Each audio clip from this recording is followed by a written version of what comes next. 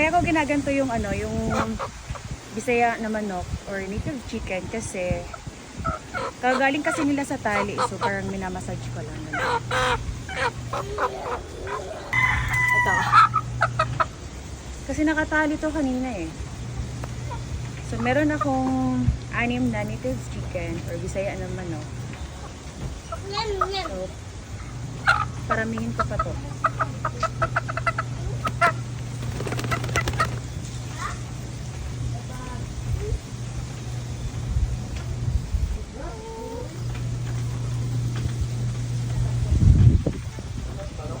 Ha? Alat ganit. Oh. Ano daw, di ba? Hindi na mawala-wala. Di kayo mo, iglas ba?